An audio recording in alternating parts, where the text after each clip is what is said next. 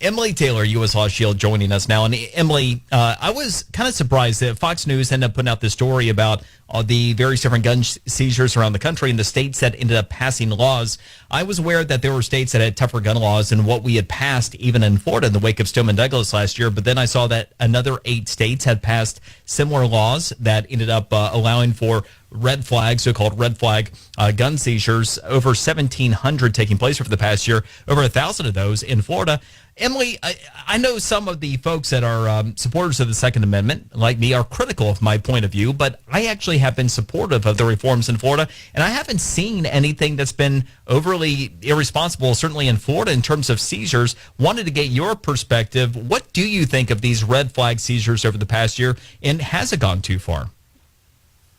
I think that it has, and I hate to come on your show and disagree with you that strongly here, but here's our perspective, particularly from the legal side, because of course, even as strong Second Amendment supporters and gun supporters, we hate to see these sorts of mass shootings and a lot of violent crime and a lot of firearms deaths that could be stopped. And so I think it's very natural and it's part of human nature to say, well, let's stop it before it gets rolling. Let's look for the signs and let's see what we can do about it. But unfortunately, most of these red flag laws that have passed are really weak on something that in the law we refer to as substantive due process. They are incredibly vague. And so you look at these laws, they say, well, if someone is a danger to themselves or others, you can get a judge without giving that person an opportunity to respond to issue an ex parte order to just go take the guns away. And that's a huge problem because there's generally no definition of what it means to be a danger to yourself or others. There's generally no medical evaluation involved before the firearms are confiscated. And so we have, sort of dueling interests, which are, of course, we want to stop these incidences before they begin, but also you've got to respect the constitutional rights of our citizens, because if we start letting that slip, Lord knows what's coming next. Yeah, I agree with that. But then again, a reasonable individual is going to say, hey, if we have somebody who really does have mental issues, they are a threat to themselves and others, we don't want them to have access to firearms, right? I mean, so how is it then that you would propose that we strike that balance between people that might not show up in the system yet, but are legitimate threats?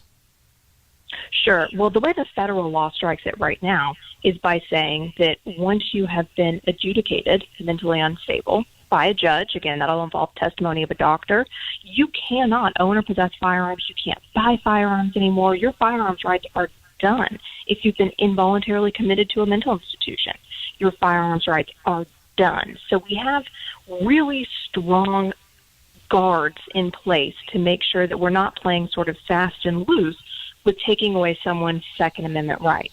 And, here's the deal, and I know that people are saying, well, that's, it is a strong standard.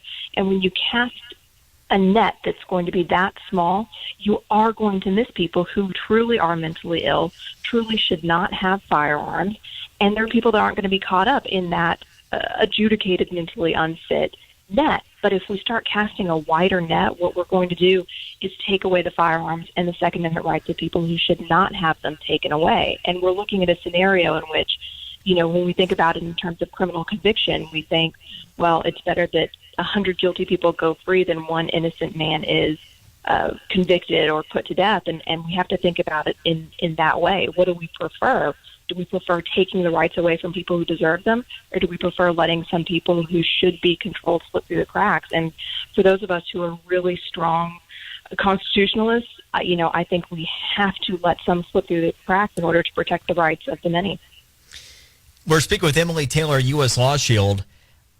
Can you point to a particular case or cases that have come about over the past year that have been egregious examples? Because I was looking in Florida, over 1,000 different seizures, and I didn't find one that really ended up jumping out as being an outrageous overuse of this new authority.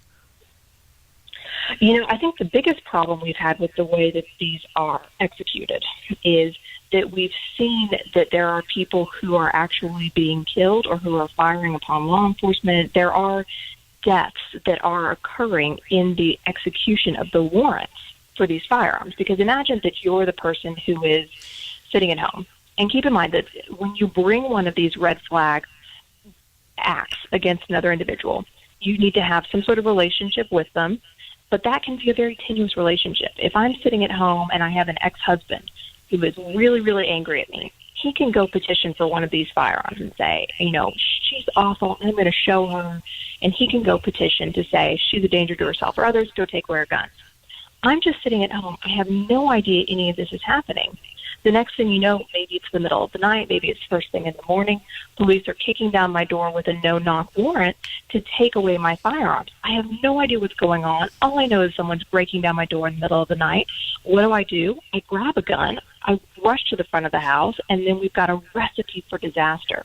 That, to me, is a huge problem. The ex parte nature of how these are executed is an issue.